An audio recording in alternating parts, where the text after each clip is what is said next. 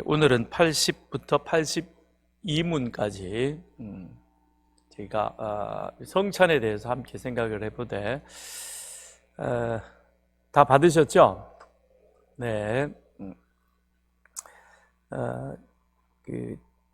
첫째는 우리 개신교, 기독교, 쉽게 기독교의 성찬과 그 다음에 이제 카톨릭이라고도 합니다만 천주교,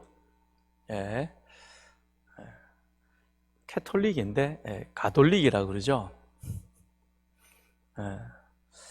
그냥 로마 캐톨릭 그러면 더 우리는 쉬울 터인데 가톨릭이라 가지고 이게 이제 다 뭐 여러 가지 어떤 이유가 있을 겁니다. 뭐 그러겠죠, 그죠? 그들의 미사와 차이가 무엇인가 하는 것을 이 하이델베르그 교리 문답에서는 잘 지적을 해주고 있습니다. 그리고 난 다음 그 다음 81번, 82번에 가서는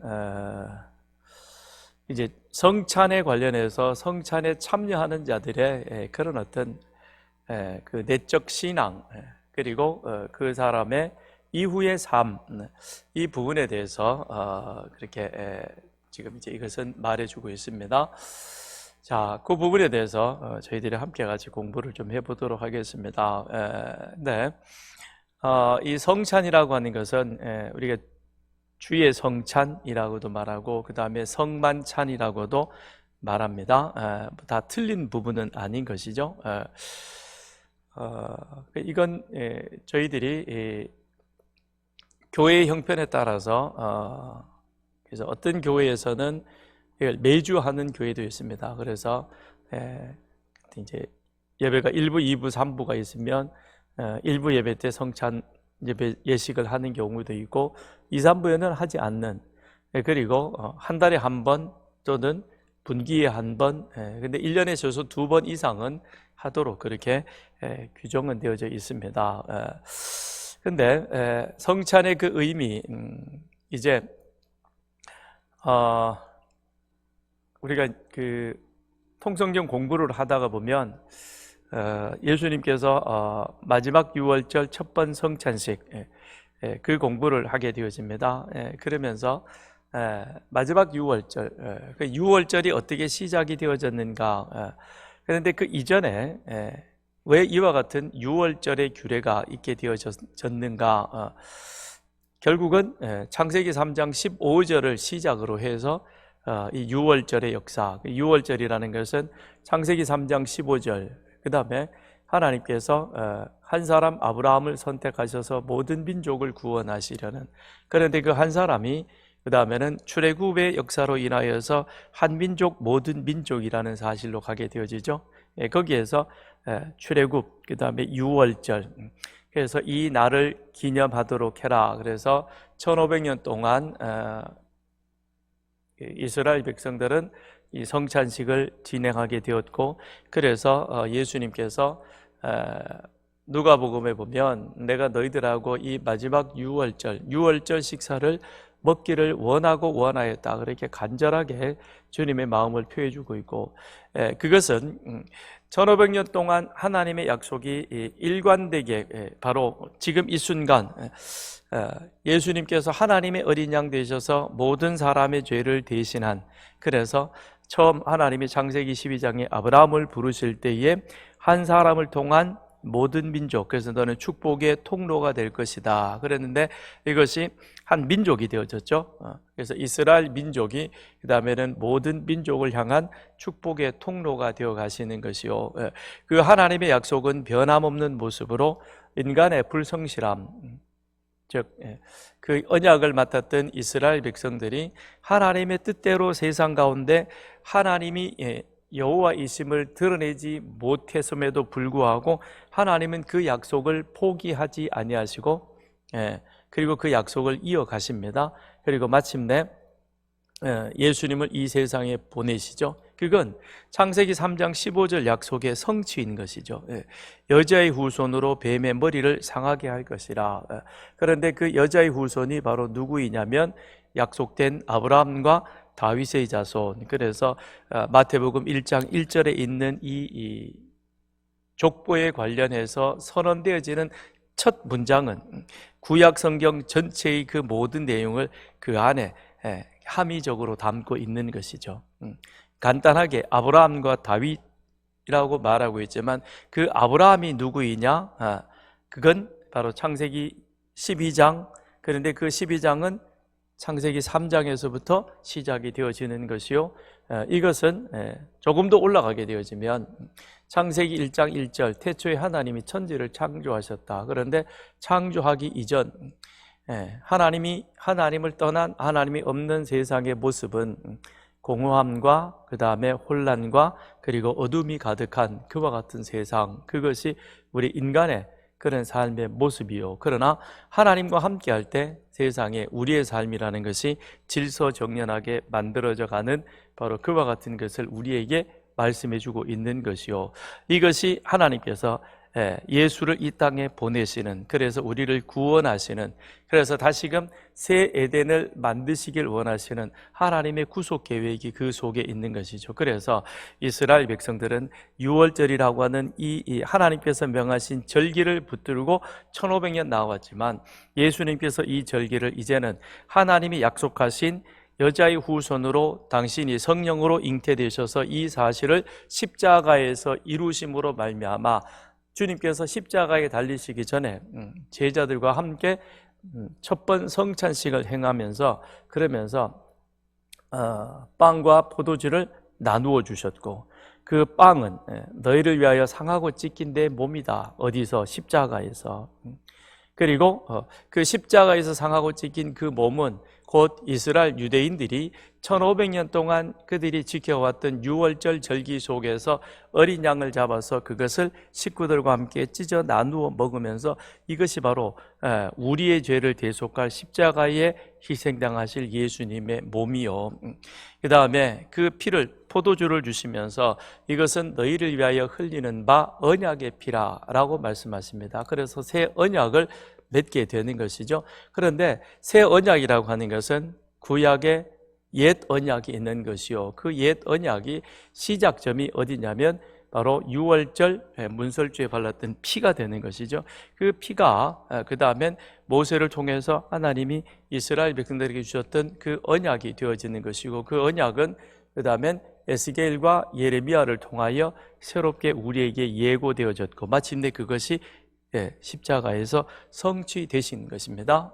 그러므로 이 두 가지, 떡과 포도주를 그들에게 나누어 주시면서 이것을 주님께서 다시 오시는 그때까지 나를, 예수를 기념하라라고 그렇게 말씀하고 있습니다. 그러면서 그것을 우리들 하여금 지키라고 말하는 것이죠.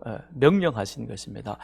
그렇다면 우리는 이 성찬 예식을 통해서 우리는 무엇을 다시 한번 확인해 가느냐라는 겁니다. 그런데 이 성찬 예식에 관련된 성경에 기록되어진 이 말씀이 그 다음엔 이 부분을 근거로 해서 신학적으로 교리적으로 나누어지면서, 그러면서 우리 기독교 개신교와 그 다음에 이 카톨릭하고는 아주 다른 모습으로 그것이 나누어져 있다는 것입니다. 그것이 지금 카톨릭이 하고 있는 미사가 되는 것이죠. 근데 자, 우리 80문을 한번 같이 읽어보겠습니다. 시작. 주의 성찬은 로마 카톨릭의 미사와 어떻게 다릅니까? 그래서 전반에는 주의 성찬은 라고 그렇게 되어 있죠. 그래서 두 가지를 이야기를 해주고 있습니다. 그러나 미사는 해서 그리스도의 몸이 사제들에 의해서 이렇게, 그 다음에 미사에 대한 이야기를 두 개로 그렇게 구별해서 말해주고 있습니다. 그런데 이게 사실상 전부인 것입니다. 아주 요거는 참 중요한 내용인 것입니다. 자, 우선 주의 성찬에 대해서 한번 읽어보겠습니다. 시작. 주의 성찬은 그리스도께서 십자가에서 단번에 성취하신 그리스도의 속죄로 인해 우리가 모든 죄에서 완전하게 용서받았다는 것을 증거하고 있습니다. 또한 그리스도는 이 땅에 계시지 않고 하늘의 아버지 오른편에 계셔서 우리의 예배를 받으시지만 그의 인선과 성령에 의하여 우리가 그리스도께 연합된 것을 증거하고 있습니다. 이게 우리가 성찬식을 행할 때 성찬식의 그 목적, 의미, 이걸 그대로 여기에 담고 있는 겁니다. 그러니까 이걸 이제 이게 교리 문답을 하다 보니까 그걸 신학적으로 이렇게 거기에 맞추어서 기록을 하다 보니까 조금 어려운 단어로 되어 있지만 그러나 결국은 두 가지인 것입니다. 그건 첫 번째는 예수 십자가 단번 제사이다. 그래서 우리는 기념하는 의미를 가지고 있다라는 것이 우리 기독교에서 성찬식을 행하는 의미요. 그 다음에 두 번째, 우리는 성찬식을 행하되 그 성찬식이 결국은 예배와 연결되어져서 예배를 통해서 우리는 하나님께 더 가까이 나아가는, 그러니까 성찬식을 행하되 그 성찬식도 예배 안에 같이 함께 들어가 있죠, 그죠?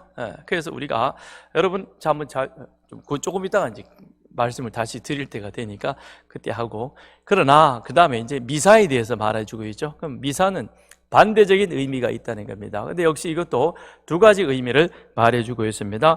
자, 시작. 그러나 미사는 그리스도의 몸이 의하여 날마다 산 자들과 죽은 자들을 위하여 드려지지 않는다면 그의 십자가 고난을 통해서는 사죄를 얻지 못한다고 가르칩니다.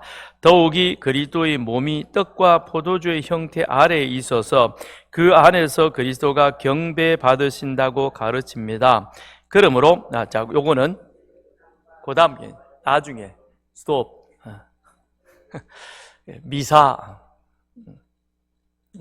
미사라는 말이 라틴어인데요. 이것은 끝났다, 해산, 그게 지금 예배라고 말하고 있습니다만, 그런데 이 미사는 라틴어에서 끝났다, 해산이라는 그런 의미입니다. 그런데 이것이 시간이 지나면서 언어의 그 의미가 이걸 이제 사실은 그 단어를 규정을 해버리게 된 것이죠. 왜 그러냐면, 자, 기독교는 아까 조금 전에도 잠깐 간단히 말씀드렸듯이 예배 가운데 우리는 성찬 예식을 함께 행하게 됩니다. 그래서 일부 말씀 예전이 있고 그 다음에 2부에 성찬 예전, 그렇게 해석하게 되죠. 그리고 나서 마지막에는 성찬식이 끝나고 나면 파송을 하게 됩니다. 그래서 우리가 예수 그리스도의 몸과 피를 먹고 마셨으니 이제는 예수 그리스도로 말미암아 새롭게 되어진 우리, 그리고 이제 우리는 세상에 나가서 그리스도의 명령에 따라 이 세상에서 그리스도의 가르침을 실천하는 빛과 소금의 직분을 감당하는 자로 살아야 됩니다. 이제 우리는 세상으로 다 나가겠습니다. 그리고는 파송의 찬송 또는 축도로 예배를 마무리하게 되죠.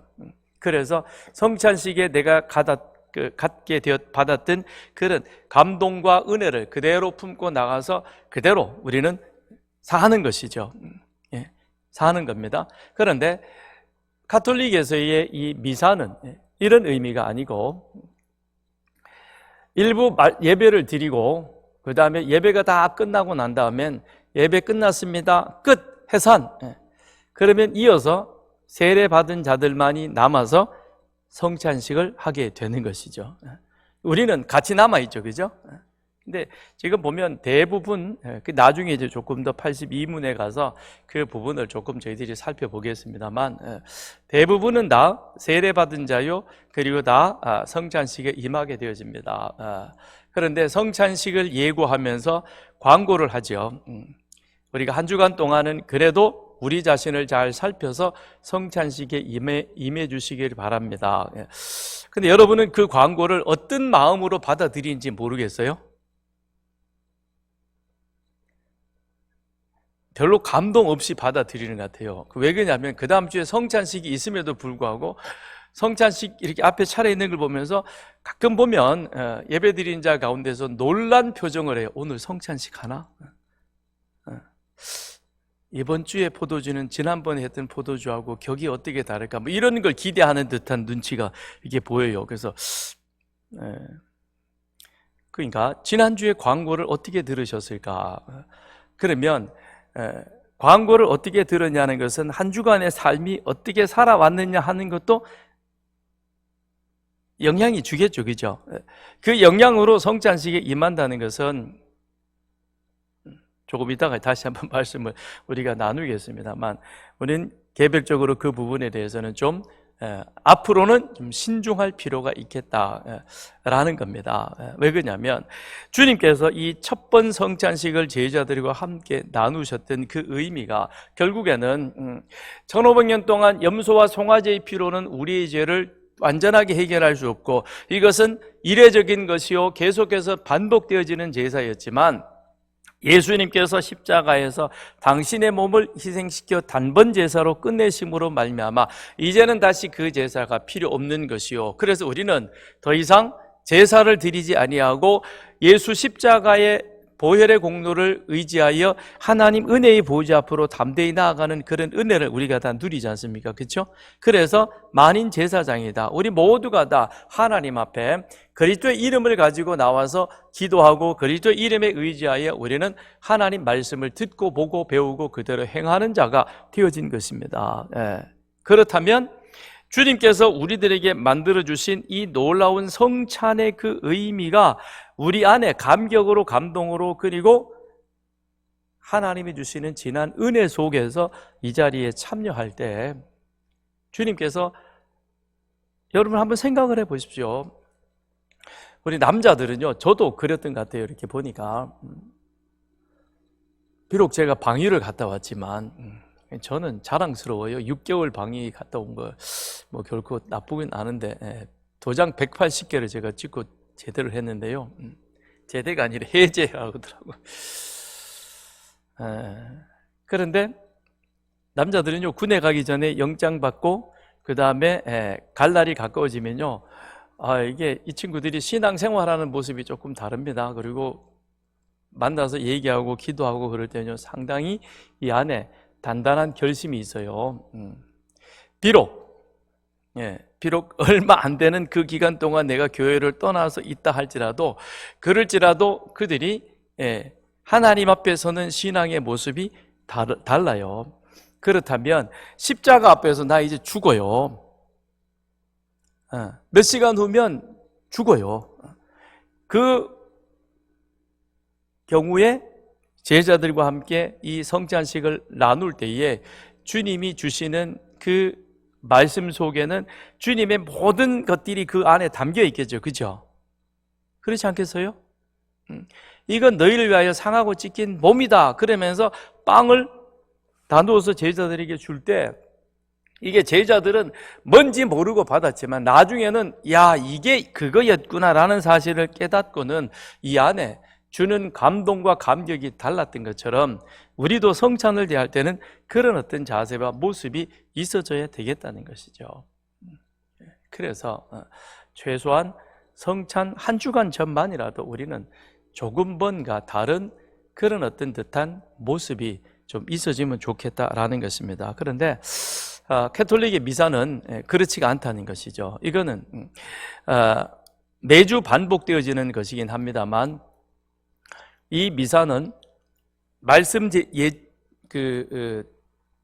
예배가 말씀 예전이 끝나고 난 이후에 성찬 예전으로 이어져 가는 겁니다. 그래서 사제가 말씀 선포하는 일이 끝나고 나서 그 다음에 미사 끝났다라고 말하면 세례받지 않는 사람들은 다 일어나서 가게 되는 겁니다. 그러면 이 자리에는 세례받은 사람만 남게 되어지고, 세례받은 그 사람들을 대상으로 해서 이것을 떡과 잔을 나누게 되어진 것입니다. 이것이 시간이 지나오면서 어떻게 바뀌어졌느냐면, 그 다음에 천주교에서 모이는 그들의 예배가 자연스럽게 미사가 되어버린 것이죠. 끝났다 해산, 그런데 지금부터는 성찬식이 시작되어진다라는 그런 의미로 가게 되는 것이죠.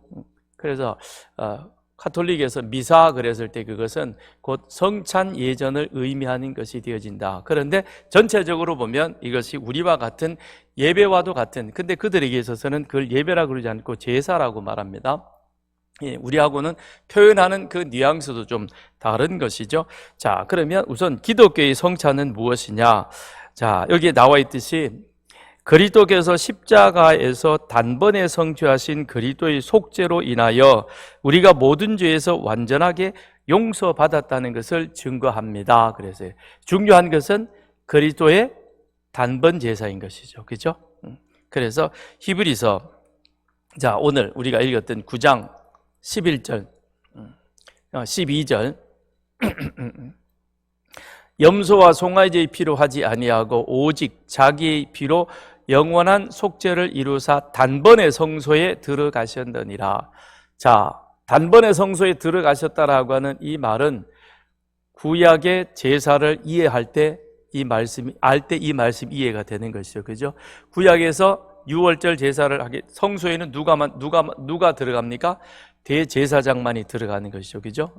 제사장도 못 들어가는 것이고 대제사장도 하나님이 정한 규례와 원칙에 따라서 거기에 들어가게 되어가는 겁니다. 그런데 한 번만 들어가는 것이 아니라 7월 10일 열째 날에 들어갑니다만, 들어갔다가 자기를 위한 속죄, 그 다음에 민족을 위한 속죄, 그래서 반복해서 지성소 안을 들락거리게 되어집니다. 근데 이걸 매년 반복하는 것이죠. 그죠? 6월절은 날을 지키는 것이요, 그 날이라고 하는 것은 1년에 한 번씩 오는 것이기 때문에 그 날을 1500년 동안 1500번 반복해서 6월절 절기를 지키게 됩니다. 그건 왜 그러냐면 한 번으로 이 모든 제사가 단번에 끝나는 것이 아니라 염소와 송아지의 피로는 이례적인 그와 같은 용서가 되어지는 것이다. 그렇기 때문에 제사장이 매년 반복해서 들어가게 되는 것이죠. 근데 거기에 비해서 우리 주님은 십자가에 죽으셨는데, 그런데 주님이 십자가에 죽으심으로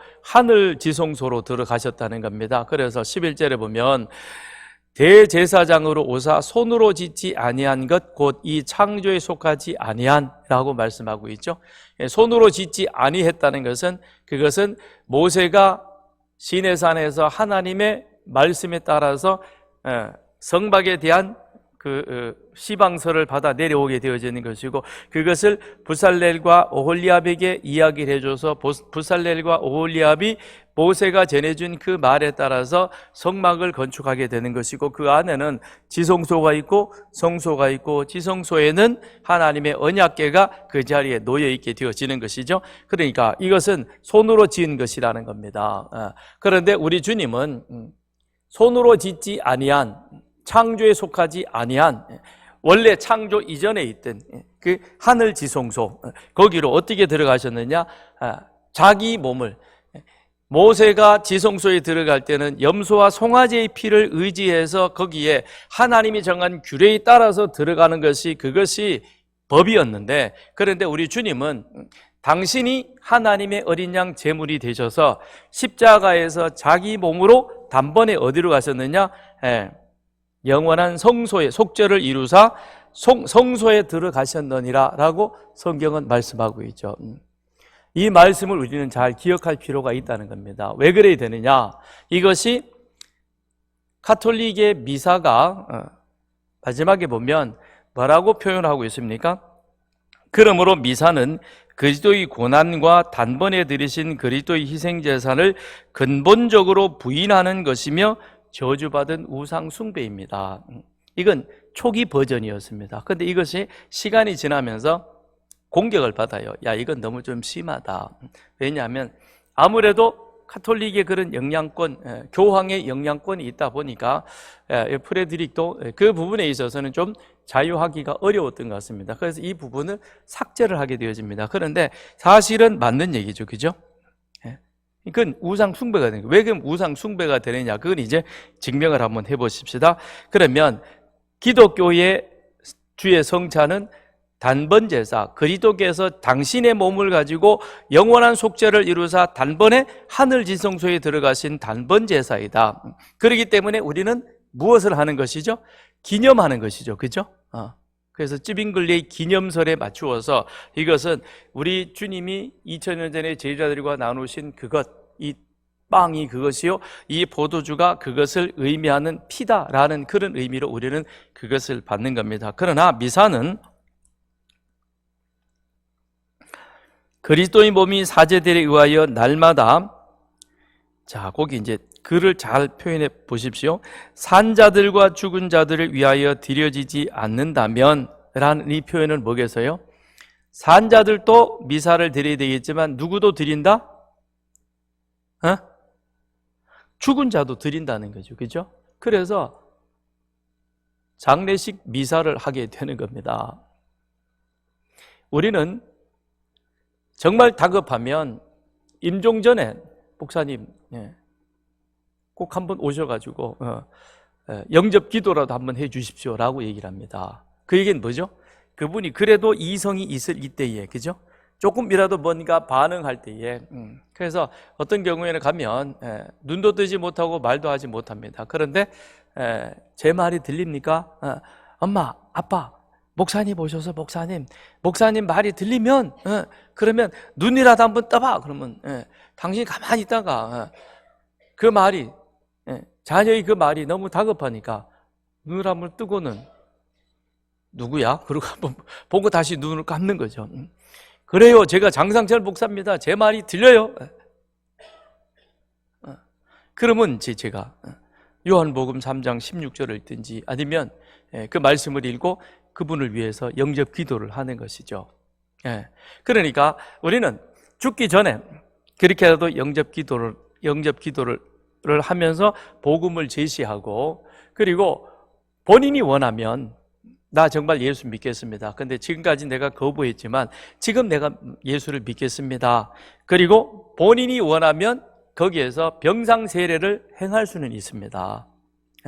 그때 약식이죠. 그거는 당회원이 같이 대동을 해서 가서 그걸 놓고 그리고는 믿는 거죠. 예수가 그리 되심을 믿음으로 고백하십니까? 이제 예수를 믿음으로 당신은 길이요 진리요 생명 되신 예수 그리스도께서 당신의 주인 되시고 영원한 천국이 당신의 것임을 믿음으로 고백합니까? 그걸 믿습니까? 예, 그러죠. 그죠? 그러면 그때 뭘 하죠? 세례를 주는 거예요. 그건 병상 세례인 것이죠. 이거는 이분이 죽어가지고 장례하고는 다른 것이죠. 그죠? 그런 차원이 있다는 건데, 근데 여기 보면 그리스도의 몸이 사제들에 의하여, 이건 뭡니까? 사제들이 이와 같은 권한과 그리고 이걸 부여받았다는 것이죠. 그래서 사제들에 의해서 사제가 축사하고 축성하고 나누어주는 빵이, 이것이 그리스도의 몸으로 변화되어져서 오늘 내 안에 들어온다라고, 그래서 그들은 화채서를 주장하는 것이죠. 실질적으로 이것이 그리스도의 몸으로 변화되어져서 내가 받아 먹는다라는 그런 어떤 의미를 이들은 갖는 것입니다. 그러다 보니까 그의 십자가 고난을 통해서 사죄를 얻지 못한다고 가르칩니다. 그러니까 매일 그렇게 해서 받지 아니하면, 그러면 그리스도의 십자가 고난이 당신을 위하여 속죄한 것이, 그것이 무의가 되어진다는 겁니다. 자, 그러면 우리가 한번 성경으로 한번 찾아보겠습니다. 히브리서 7장 27절.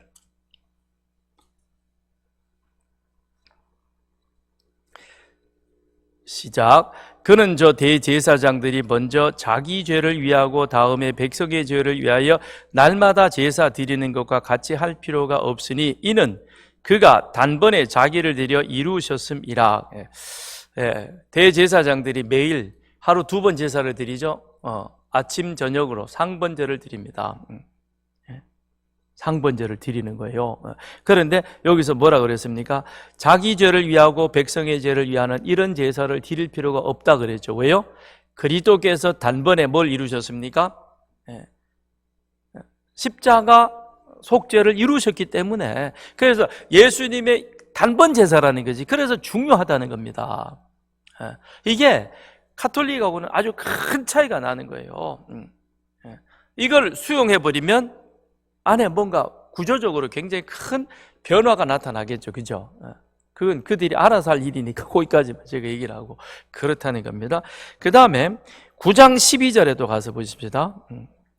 자, 9장 12절 우리가 읽었던 부분이고, 그래서 염소와 송아지의 피로 하지 아니하고 오직 자기, 예수의 피죠. 영원한 속죄를 이루사. 그래서 여기는 이례적이라 아니라 그랬죠. 영원하다 그랬잖아요. 그죠? 영원은 무엇입니까? 한 번 함으로써 이것은 그 효과가 언제까지 가는가? 주님 이 땅에 다시 오는 그때까지 그 효과가 지속적이라는 것이죠. 그래서 영원한 속죄를 이루사 단번에 성소에 들어가셨느니라. 우리 주님이 들어가심으로, 그래서 성소의 휘장이 위에서부터 아래로 찢어짐으로, 그 다음에는 이제는 대제사장과 제사장의 도움 없이 누구든지 그리스도의 십자가 보혈의 피를 믿는 자는 은혜의 보좌 앞으로 담대히 나아갈 수 있는 그런 은혜를 우리가 누리게 되어지는 것입니다. 그리고 9장 24절, 자 보십시다.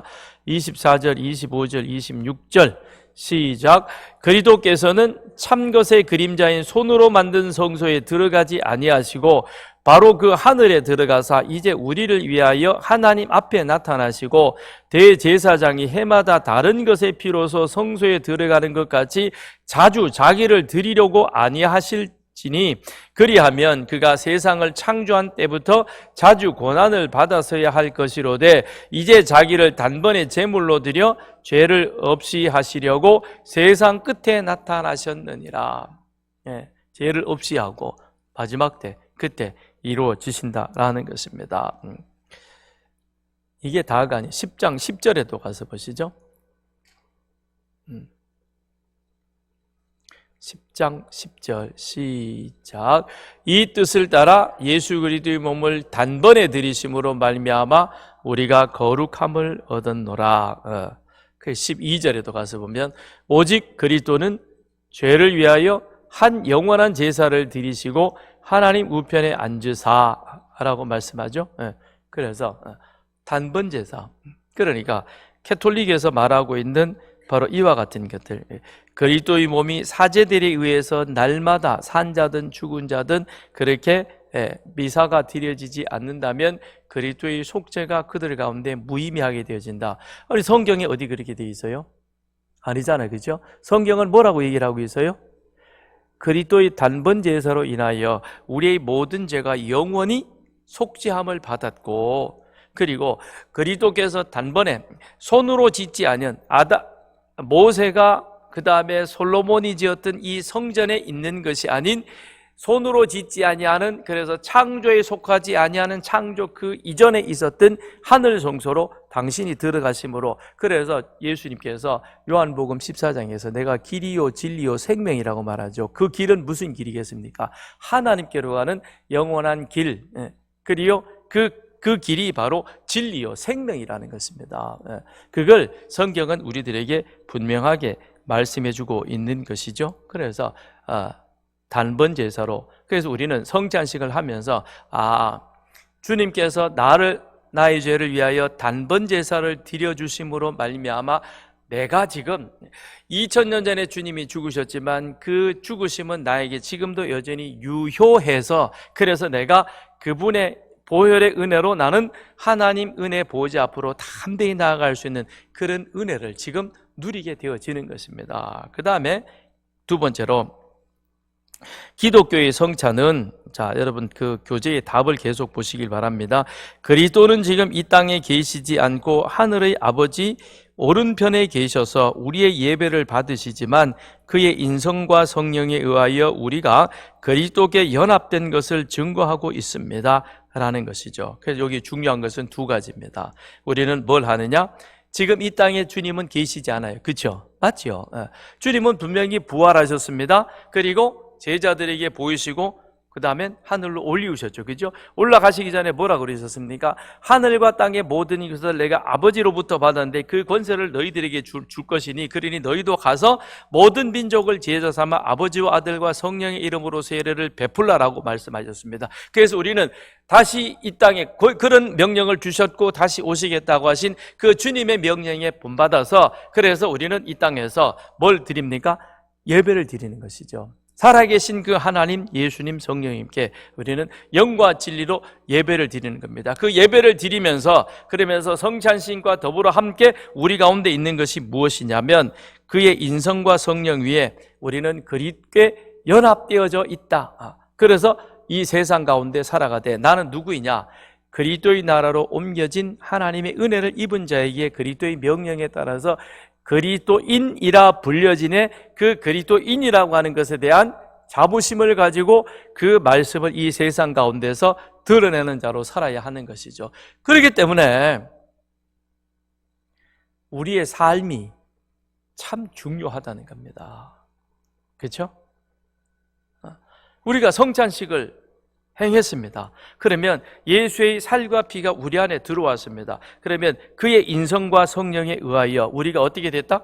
그리스도께 뭐가 되었다 그랬어요? 연합됐다 그랬잖아요. 그죠? 하나가 됐다는 거잖아요.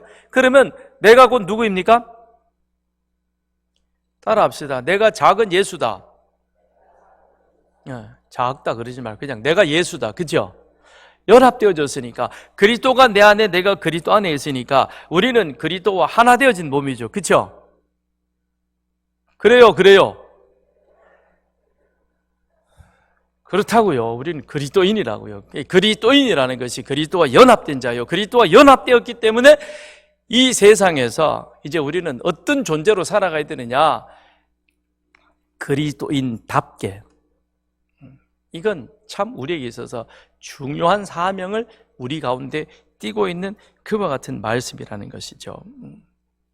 그래서 연합되었다라는 그 의미 속에 지난 시간에 말씀드렸듯이 우리는 쯔빙글리가 주장했던 기념설과 그 다음에 칼빈이 말했던 임재설, 이 두 가지를 우리는 같이 함께 그렇게 성찬식을 할 때 그 의미를 가지고 있다는 거죠. 이게 그 빵은 사람이 만든 거예요. 그 빵을 제가 그걸 가지고 기도했다고 해서 그 빵이 주님의 살로 바뀌나요?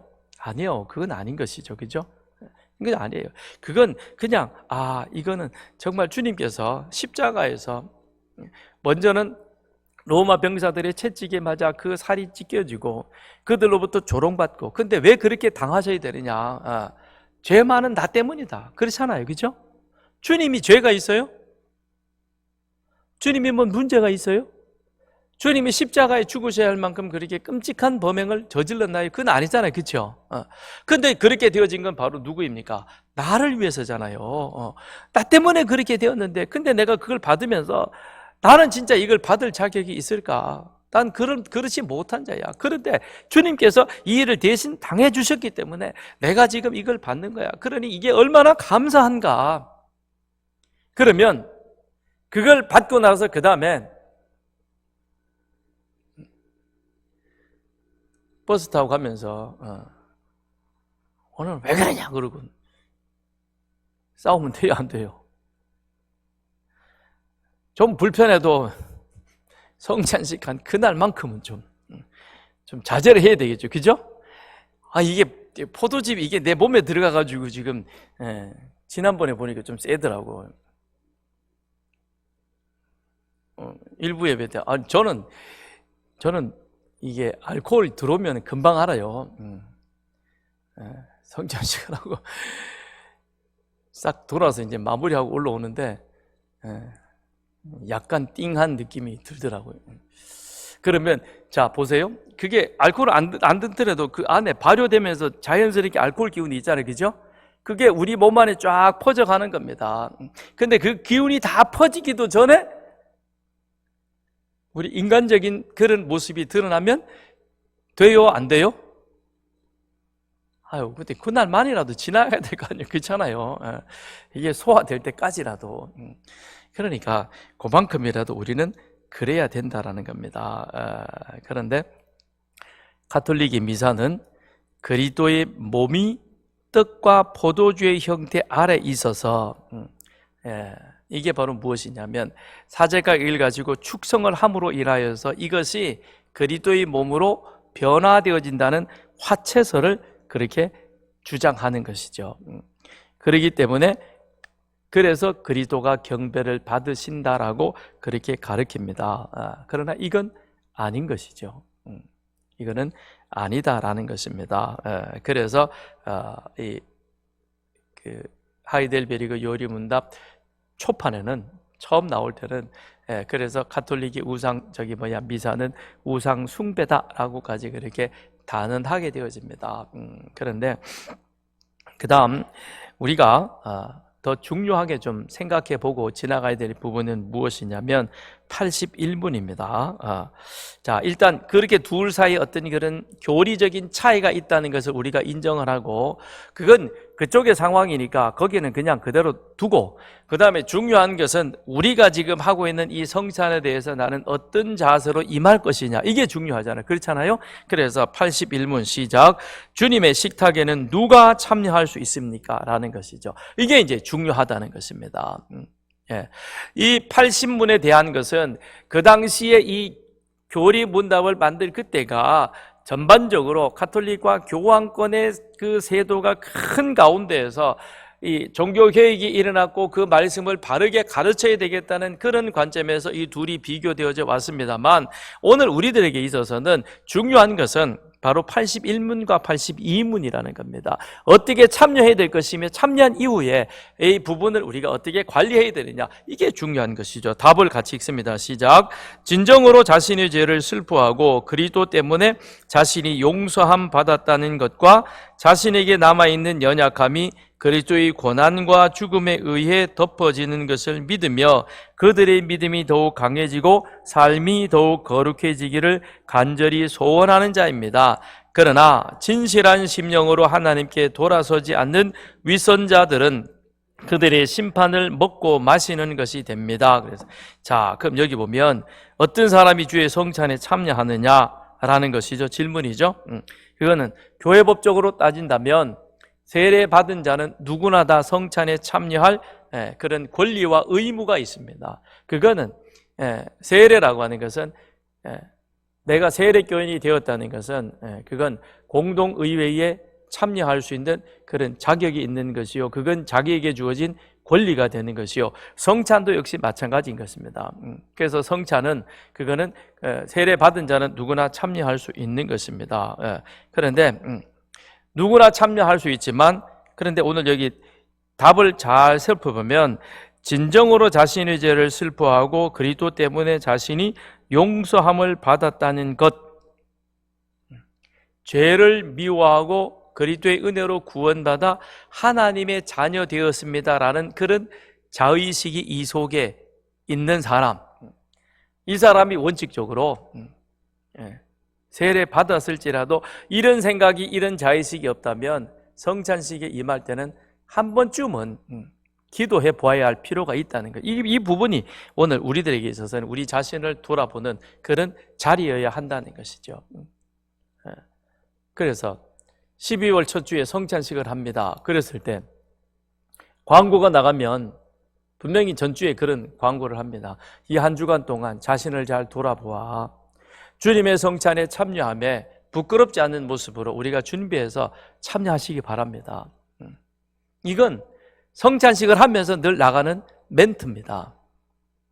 근데 이거를 기억하고, 다음 주에 성찬이 있으니까 내가 이번 한 주 동안은 그래도 내가 하나님 앞에, 우리가 늘 반듯하게 있을 수는 없잖아요. 그렇죠? 그 존 웨슬리가 그런 말, 아주 유명한 말을 했어요. 하나님 앞에 정말 온전히 헌신된 100명만 주면 제가 지구를 뒤엎어 버리겠습니다. 그래서 그 얘기는 무슨 얘기예요? 그런 자가 많지 않다는 거죠. 그렇죠? 많지 않은 게 없는 거죠.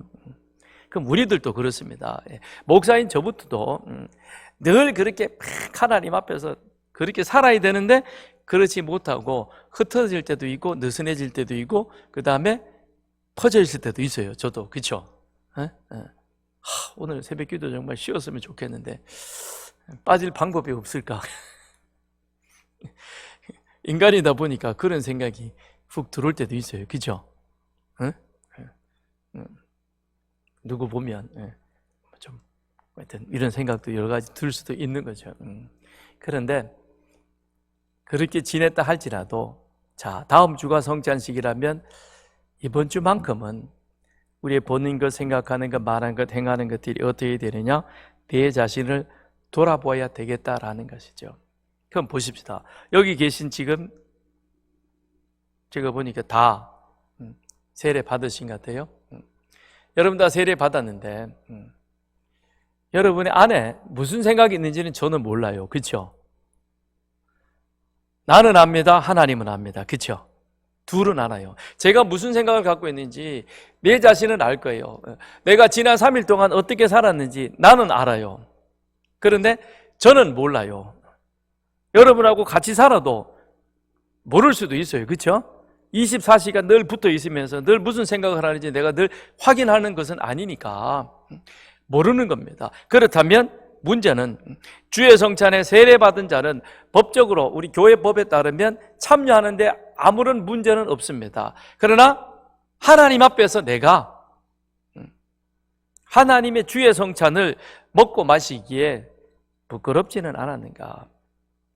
우리 99% 우리는 부끄러운 부분이 있습니다. 그러나 그 시간이 가까워질수록 우리는 우리 자신을 다시 한 번 더 깊이 성찰해 볼 수 있는 그런 어떤 시간들은 갖고, 그런 마음을 가지고 성찬에 임하는 것과 그런 것 없이 그냥 똑같은 모습으로 살다가 와서 오늘 성찬식 하네? 그리고는 떡과 잔을 받을 때의 그 자세는 다르겠죠. 그걸 지금 우리들에게 말해주고 있다는 겁니다. 그래서 바울은 고린도후서 13장에서 너희는 믿음 안에 있는가 너희 자신을 시험하고 너희 자신을 확증하라. 예수 그리스도께서 너희 안에 계신 줄을 너희가 스스로 알지 못하느냐? 우리 안에 누가 계신다는 거죠? 그리스도가 계신다. 그렇다면 그리스도가 계시니, 그러니 우리가 성찬식에 임할 때마다 무엇을, 우리 자신을 되돌아보아 우리 자신을 성찬하라. 즉 자기 점검의 시간을 가지라는 것이죠. 그걸 왜 이북에서 그거 잘하잖아요. 뭐 하죠? 자기 뭐 한다 그러죠? 하여튼 자기 뭐 하잖아요, 그죠? 나는 어버이 수령 뭐 앞에서 뭐 잘했네, 이걸 막 사람 앞에서 하고. 그럼 우리도 이런 걸 좀 할 필요가 있을 것 같아. 공산주의는 아니지만 그렇잖아요. 그래가지고 진짜 우리 자신이 말이라도 그렇게 해가지고는, 그렇게 함으로 인해서 사람들 앞에서 내가 이렇게 뱉었으니 그러니 그 말에 좀 책임지는 삶을 좀 살아야 되겠다, 이런 다짐이 우리들에게는 필요할 것입니다. 그래서 자기 점검을 하라.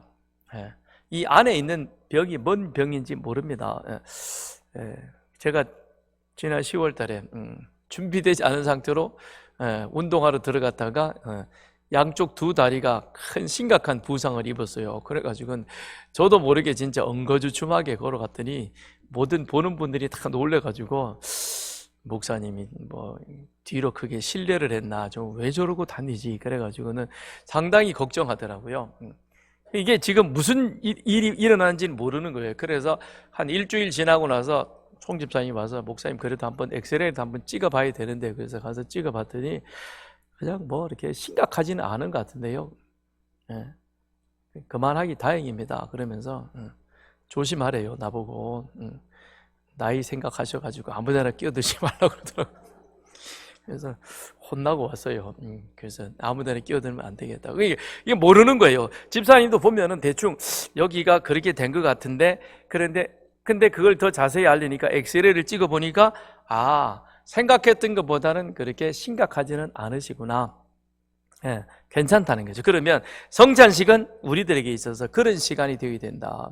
그래서 성찬식을 앞두고는 우리 자신이 또 성찬식 앞에서 다시 한번 우리는 내가 받는 이 떡이 과연 무엇을 의미하고 있는가? 내가 지금 이 잔을 받았는데 과연 나는 이 잔을 받기에 합당한가?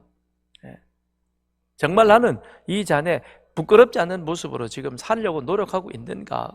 아예 의도적으로 그냥 그걸 개무시하고 그렇게 살면 그건 뭐 더 말할 필요는 없겠지만, 그런데 한 번이라도 그렇게 살아보려고 노력한다면, 그렇다면 우리는 그 떡과 잔을 받았을 때 그때 우리 자신을 다시 한번 점검하는 그런 시간이 되어야 한다는 거죠. 그래서 바울은 고린도전서 11장에서 사람이 자기를 살피고 그 후에야 떡을 먹고 잔을 마실지니 라고 말합니다. 자신을 살피라는 것이죠. 그래서 나는 하나님 앞에 죄인입니다. 그런 내가 내 스스로는 할 수 없는 일을 우리 주님께서 이 일들을 이루어 주심으로 말미암아 나는 하나님의 은혜 입은 자인 것입니다. 그 은혜 입은 자로서 저는 주님이 원하시는 사람으로 살아가야 될 터인데 그러지 못하네요. 그런데 다시 한번 저에게 기회를 주신다면 제가 한번 그렇게 살아보려고 노력하겠습니다. 이런 자기 점검과 결단이 우리는 성찬식 앞에서 있어져야 하겠다는 것이죠. 왜 그렇게 해야 되느냐? 고린도전서 11장 26절 너희가 이 떡을 먹으며 이 잔을 마실 때마다 주의 죽으심을 그가 오실 때까지 전하는 것이라 그랬습니다. 여기 중요한 건 전한다는 거죠. 그거는 성찬식을 전하는 것이요 성찬식을 행하는 내 삶이 사람들 앞에서 또 그렇게 보여져야 된다는 그런 의미도 그 속에 담겨 있는 거예요. 내가 그리스도인이기 때문에 우리는 어쩔 수 없이 그렇게 살아야 된다는 겁니다. 그게 우리들에게 있어서 꼭 필요한 그와 같은 모습인 것이죠. 그러면 진정으로 회개를 하지 않는 자는 어떠하냐? 그게 이제 82문에 나와 있는 것이죠. 82문 시작. 고백과 삶에 의해 불충실하고 경건하지 못함을 드러내는 자가 주의 성찬에 참여할 수 있습니까? 지금까지 우리 공부한 내용을 보면 아니죠, 그죠? 그죠? 그런데 이거 어떻게 구분하겠어요? 그래서 답을 한번 보십시다. 안 됩니다. 안 돼요. 이거는 단호합니다. 그것은 하나님의 언약을 모독하는 일이며, 같이 읽어요. 시작. 그것은 하나님의 언약을 모독하는 일이며 전 회중에게 하나님의 진노를 초래하는 일입니다. 따라서 그리스도 및 사도들의 교훈을 따라 그리스도의 교회는 천국의 열쇠를 공적으로 사용하여 그들이 회개할 때까지 그들을 성찬에 배제시킬 의무가 있습니다. 근데 이게 가능하냐고요, 지금. 제도적으로? 법적으로는 이렇게 지금 명문화되어 있긴 하지만 과연 이게 우리 마음을 들여다볼 수 있는 것도 아니고 그렇잖아요, 그죠? 이게 참 그렇죠. 그래서 아까 81문에서 뭐라 그랬어요? 자기 점검이 필요하다. 이건 우리 스스로에게 이제 우리를 맡길 그런 방법밖에 없다는 것입니다. 그런데 한 가지 우리에게 있어서 또 다른 대안이 있는데 그게 뭐냐면 우리 교회 헌법에 보면 권징이라는 그와 같은 규칙이 있습니다. 우리 교단 헌법 제3권의 권징이라는 것이 있는데 이 권징이 무엇이냐면 권면하고 징계한다는 그런 의미입니다. 그래서 권징이라고 그렇게 표현하는데요. 권징에 대한 뜻을 헌법에는 이렇게 규정을 하고 있습니다. 예수 그리스도께서 교회에 주신 권한을 행사하며 그 법도를 시행하는 것으로서 각 치리회가 헌법과 헌법이 위임한 제규정 등을 위반하여 범죄한 교인과 직원 및 각 치리회를 권고하고 징계하는 것이다. 하여튼 정의를 내놓으면 더 어려워요. 힘들어요. 그래서 문제는 뭐냐면 교회는 치리회가 있다. 근데 치리회란 무엇이냐면 교회에서는 당회와 목사와 장로로 구성이 되어 있고 이것은 교회, 그 다음에 노회, 총회 이것이 치리회의 순서입니다. 그래서 가장 치리회의 기본적인 세상 법으로 말하면 1심에 해당하는 것이 교회이고 그 다음에 2심에 해당하는 것이 노회이고 3심에 해당하는 것이 총회입니다. 그런데 치리회는 목사 장로로 구성이 되어져 있다. 그런데 치리회를 하는 이유는 무엇이냐? 교회를 건강하게 세워가기 위한 것이다. 그래서 교회법에 따라서 교회에게 주어진 권한, 이것이 성경의 권한도 있고 그 다음에 헌법에 주어진 헌법으로 인하여 각 교회에게 주어진 권한이 있는 겁니다. 그런데 이거를 교회 안에서 잘 작동시켜서 그래서 교회를 건강하게 만들어 가야 한다라는 것입니다. 그러므로 권징의 목적은 무엇이냐? 세 가지예요. 첫째는 범죄를 미연에 방지하고 두 번째는 교회의 신성과 질서를 유지하고 그 다음에 세 번째는 범죄자의 회개를 촉구하는 것이다. 이게 권징의 목적입니다. 첫 번째는 범죄를 미연에 방지하는 거예요. 그래서 헌법이 있는 것, 법률이 있는 것은 처벌을 위한 것이 아니라 예방이죠. 그죠? 신호를 위반하면 범칙금을 무는 것은 징계하기 위한 것이 아니라 그렇게 하지 말아라. 그래서 내가 지킴으로 말미암아 다른 사람에게도 피해를 주어서는 안 된다라는 그런 의도로 이 법이 만들어져 있는 겁니다. 똑같은 거죠. 그래서 권징은 첫째는 범죄를 미연에 방지하고 두 번째는 교회의 신앙과 질서를 그것을 유지시켜주고 이 안에 신앙과 질서, 교회는 질서가 있다는 것이죠. 그래서 교회 안에 치리회가 있고 자치회가 있는데, 그럼 치리회와 자치회라고 하는 것은 그거는 어떤 권리를 행사하는 것이 아니라 이 교회를 교회되게 만들어가는 그런 하나의 질서 유지 차원에서 당회가 있는 것이고, 노예 안에 치리회가 존재하는 그런 이유이다라는 것입니다. 그 다음에 세 번째는 범죄자의 회개를 촉구하는 것이다 그랬거든요. 자, 여기에서 우리는 바로 이 82문에 있어서, 아까 81문에서 성찬은 누가 참여해야 됩니까? 자기가 죄인임을 고백하며 그 죄인됨의 자의식을 가지고 하나님의 은혜로 구원받아 나는 그렇게 살아야 되는데 살지 못했던 그런 사람은 정말 성찬에 참여해서 다시 한번 자신을 되돌아보는 시간이 되는데, 그런데 이것도 저것도 아니고 그냥 교회 나와가지고 세례 받고, 그리고 세상은 세상 법대로 그냥 살아가고, 그래서 이게 교회 생활이나 밖의 생활이나 똑같이 변함없이 그냥 같이 가는 그런 사람들, 이건 박쥐와 같은 거죠. 위선자인 것이죠. 자기 안에 있는 이 잘못된 것이 있지만 교회 와서는 그냥 거룩한 척하고 밖에 가서는 똑같이 세상 사람들과 같이 그렇게 치고받고 싸우면서 살아가는 이 사람들, 그럼 이 사람들을 성찬에 참여시켜야 되느냐라는 것이죠. 근데 여기에서는 분명히 안 된다라고 그렇게 말합니다. 근데 이걸 어떻게 우리가 안 되는 것을 그렇게 구별해낼 수 있겠느냐, 그거를 제한시킬 수 있겠느냐, 그거는 교회 안에 치리회가 발동이 되어질 때, 정상적으로 발동되어지면 이것은 조금이라도 효과적으로 교회 안에 성찬에 대한 의미를 되살릴 수가 있다는 거죠. 그러니까 교회 안에 당회가 있죠, 그죠? 치리회는 목사 장로로 구성되어지는데, 그럼 우리 교회 같은 경우에는 담임 목사인 저와 그 다음에 장로님 8분이 치리회 회원이 되는 겁니다. 교회는 항존직이지, 직원이 있죠. 직원 중에 항존직이 있습니다. 항존직은 항상 있는 직분인 것입니다. 그래서 교회 안에는 안수받은 사람들, 안수집사, 권사, 장로, 이게 항존직인 것입니다. 그런데 그 가운데서 특별히 장로는 목사와 더불어 함께 치리회를 구성을 해서 교회의 질서와 교회의 건강을 잘 지켜서 교인들의 신령과 유익을 도모하도록 그렇게 돕는 그와 같은 역할들을 하는 것입니다. 그러면 항존직이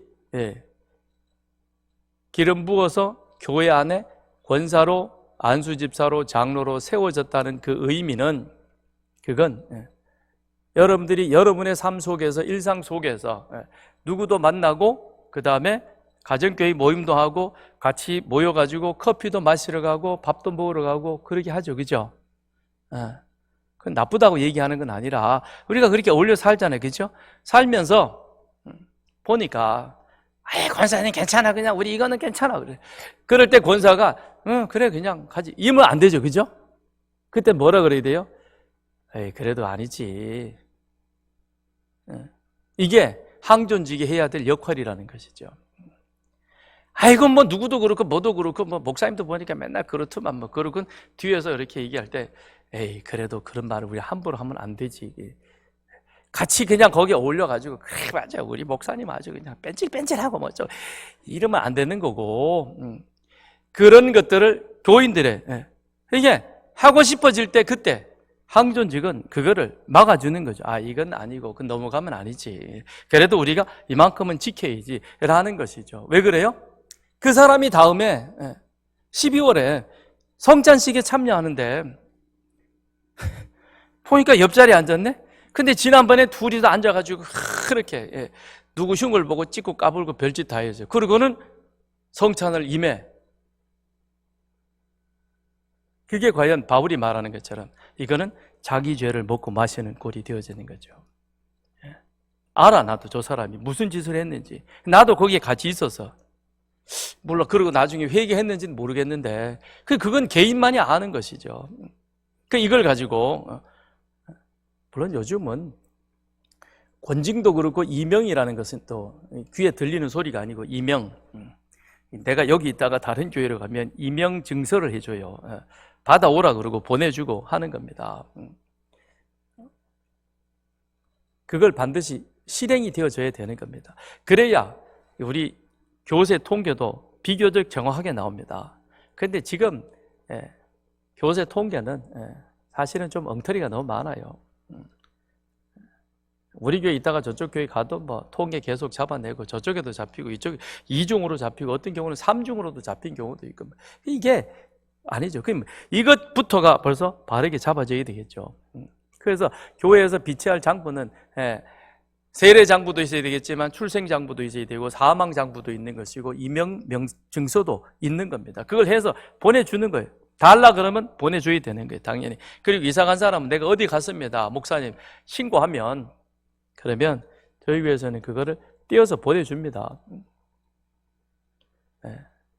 최소한 이 정도는 누가 그거를 질서를 지켜줘야 되느냐? 항존직들이 그 일들을 협조를 해줘야 된다는 거죠. 그래야 교회 전체가 성찬에 임하게 되어질 때 우리 스스로가 우리 자신의 죄를 먹고 마시는 그런 죄를 범하지 않게 되어진다라는 것입니다. 그래서 여기 보면 하나님의 언약을 모독하는 일이며 왜요? 내 안에 회개하지 아니하는 위선되어진 그런 모습으로 성찬에 임하게 되어지면 그거는 바울이 말했듯이 자신의 죄를 먹고 마시는 것뿐만 아니라 이게 결국 뭐냐면 주님의 십자가의 죽으심을 무의미하게 만드는 것이죠. 주님은 분명히 나의 죄를 용서해 주기 위해서 십자가에 죽으셨는데 그런데 나는 그 예수를 믿는다 그러면서도 여전히 내가 내 안에 회개되어지지 못한 우리 자신을 더 철저하게 감독하지 못한 점검하지 못한 그런 모습으로 그 자리에 임하게 되어진다면 이건 주님을 또다시 십자가에 못 박는 2번 죽이는 일이요 3번 죽이는 일이요 계속 죽이는 그와 같은 일이 되어진다는 것입니다. 그렇기 때문에 그들이 회개할 때까지 그들을 성찬에서 배제시킬 의무가 있습니다. 근데 실질적으로 우리가 이 일들이 지리회, 우리 교회 당회에서 이거를 시행하기는 어렵다. 그러나 한 가지 그래도 좀 할 수 있는 것이 있다면 교회 안에 항존직이 있잖아요. 그죠? 항존직을 세우는 이유가 뭐겠습니까? 권사와 안수집사, 그 다음에 장로를 세우는 이유는 다른 것이 아니라 교인들의 형편을 돌아보고 그들을 위해서 기도하고 그들의 신앙을 권면하고 그들을 위로하여서 바르게 세우고 그래서 교회의 신령과 유익을 도모하기 위해서 항존직을 그렇게 기름 부어서 이 자리에 세운 겁니다. 그거는 그냥 신앙생활에 있어서 간판으로 하나 주는 게 아니라는 거예요. 간판을 주는 게 아니라는 겁니다. 그래서 제가 초반에도 그 얘기를 욕을 많이 먹었어요. 왜 다른 교회는 다 하는데 왜 우리 교회는 명예를 안 하냐 그래서 직분의 명예는 없는 거예요. 엄밀하게 따지면 그렇잖아요. 그걸 우리는 알고 넘어가야 되는 겁니다. 그래가지고는 처음에 저를 막 많이 했어요. 어느 교회도 하고 뭐 하고 뭐. 근데 사실 가서 보면은 명예 장로까지 요즘은 세워뒀더만요. 보니까 이건 해도 너무하는 거예요. 그거는 가도 너무 나가는 것 같아. 그런 거예요. 그래서 항존직이 있는 그 이유가 그렇다면 그러면 우리는 그 부분이라도 잘 같이 협조를 해 나간다면 그렇다면 우리는 주의 성찬을 정말 주님이 제정하신 그 의미와 목적에 그래도 조금이나마 더 가까이 다가가고 그것을 행함으로 우리의 신앙을 한 걸음 더 성숙시켜 갈 수 있는 바로 그와 같은 모습과 자리가 되지 않을까. 성찬식을 준비하기 위해서 준비하는 손길들이 참 많습니다. 그리고 그것을 집례하는 저 자신도 그냥 예배 드릴 때보다는 훨씬 마음에 큰 부담이 오고 있습니다. 그렇다면 우리가 이런 부분에 있어서 이제 여기는 다 가장들이 있으니까 이 얘기를 들었으니까 자 이제 우리가 이런 성찬의 의미를 가원들과도 다시 한번 좀 나누시고 그래서 우리가 어떻게 주의 성찬에 임할 것인가. 자, 좀 무거운 얘기를 한 것 같아서 찬송 하나 하고 우리 함께 같이 한번 기도하겠습니다. 찬송가 260장 찬송하고 같이 함께 기도하겠습니다.